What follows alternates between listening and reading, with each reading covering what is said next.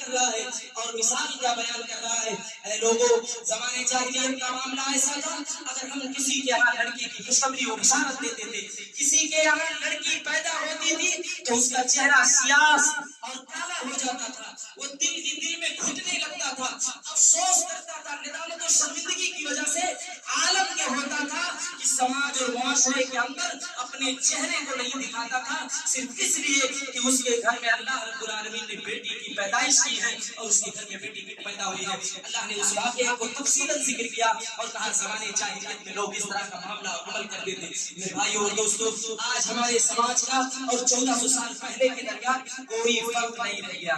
بس فرق اتنا ہے کہ لوگ زندہ زمین کے اندر پیدا ہونے کے بعد بچوں کو زمین میں گردور کر دیتے تھے، لیکن آج ہمارا سماج معاشرہ رحم مادر میں بچوں اور بچیوں کو مار دیتا ہے. فرق اتنا ہے کہ آج سے 1400 سال پہلے لوگ گڑھا کھودتے تھے، آج ہمارا سماج اور ہمارا معاشرہ ایبارشن کے ذریعے سے گولی کھلا کر کے، دوا کھلا کر کے کتنے بچوں کو رحم مادر میں مار دیا جاتا ہے. ان کی غلطی اور خطا صرف یہ ہے کہ ماں باپ کی فرمائش سے ہوتی ہے کہ صرف ایک بیٹا ایک بیٹی ہوگی. وی ٹو آور ٹو کے پروپیگنڈے کے تحت اپنی زندگی گزارنا چاہتے ہیں.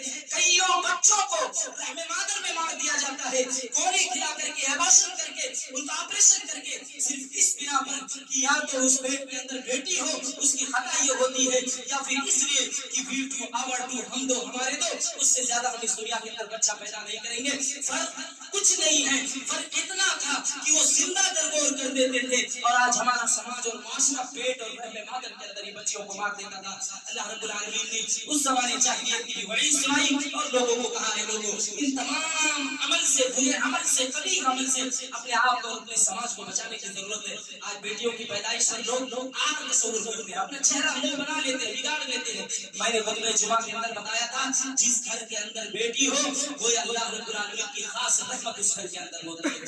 جس گھروں کے اندر بیٹیاں پیدا ہوتی ہیں وہ گھر اللہ رب العالمین کے عام بھائی اور دوستوں بہت مقام و مرتبے والا ہوتا ہے.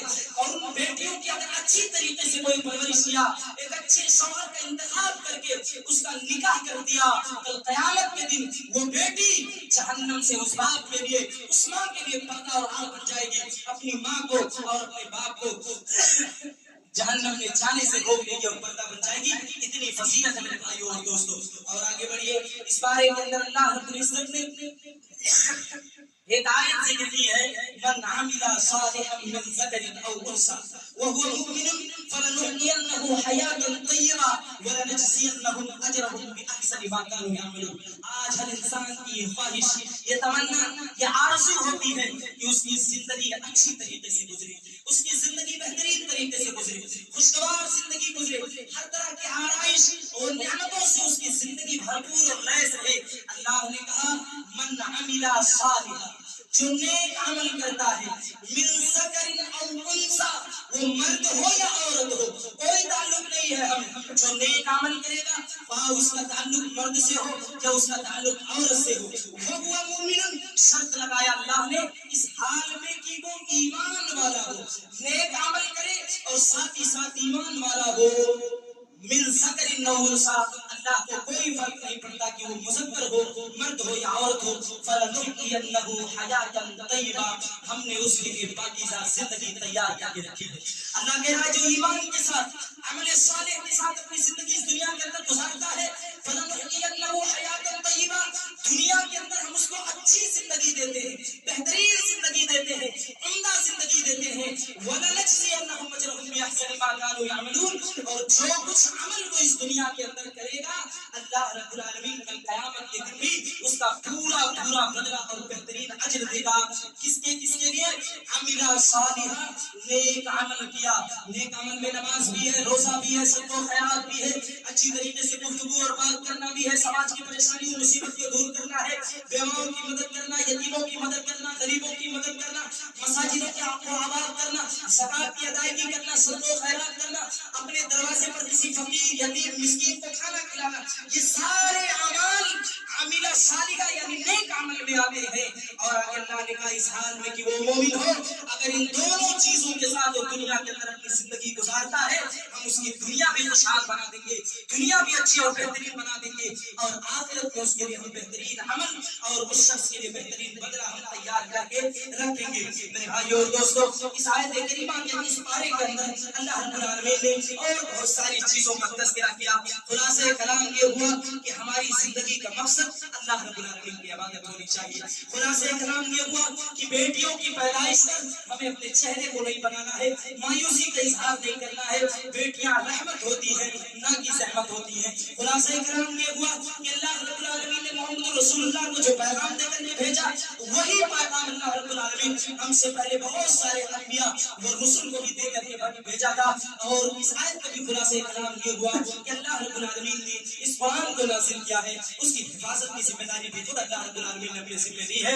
اللہ رب العالمین سے دعا ہے, الہ العالمین جتنی بھی باتیں قرآن اور حدیث کے حوالے سے کہی گئی ہیں, ہم تمام کے تمام لوگوں کو اس پر عمل پیرا ہونے کی توفیق عطا فرما. اللہ رب العالمین سے دعا ہے, الہ العالمین تو ہمارے سب کو خیرات کو قبول فرما. اللہ رب العالمین سے دعا ہے, الہ العالمین تو ہماری نمازوں کو قبول فرما.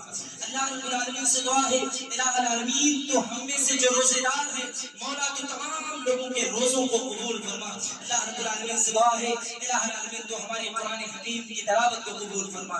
اللہ رب العالمین سے دعا ہے, الہ العالمین جو اس مہینے میں ہم ٹوٹے پھوٹے عمل کو انجام دیتے ہیں مولا کریم جس کو اپنی بارگاہ رسالت میں قبول فرما. اللہ جنت میں داخل ہونے کا ذریعہ بنا, اللہ جہنم سے نجات کا سبب بنا. اے اللہ جو ہمارے مسلمان بھائی اس دنیا کے اندر کسی بھی خطے کسی بھی گوشے کے اندر پریشان ہوں, مولا کریم تو ان کی پریشانی کو دور کر دے. مولا کریم جو قرضدار ہیں ان کے قرض کو دور کر دے. مولا کریم جو مصیبت زدہ ہیں ان کی مصیبتوں کو دور کر دے. مولا کریم جو پریشان حال ہیں ان کی پریشانی کو دور کر دے. مولا کریم جو تنگ حال ہیں ان کی تنگحالی کو دور کر دے. یا اللہ جو اس دنیا کے اندر بیمار ہیں مولا کریم تم کو شفائے کاملہ عاجلہ عطا فرما. یا اللہ جو اس دنیا سے رخصت ہو کر کے چلے گئے, اللہ رب العالمین ہمارے ان مسلمان بھائیوں کے قبروں کو نور سے بدلے, ان کو کروٹ کروٹ جنت الفردوس نصیب فرما. اے اللہ جو اس دنیا کے اندر زندہ ہے الہ العالمین تو انہیں ایمان کے ساتھ زندہ رکھ, خاتمہ بالخیر ہو تو ایمان پر ہو. آمین. اقول قولی ھذا استغفر اللہ لی ولکم ولسائر المؤمنین فاستغفروہ انہ هو الغفور الرحیم. والسلام علیکم ورحمۃ اللہ وبرکاتہ.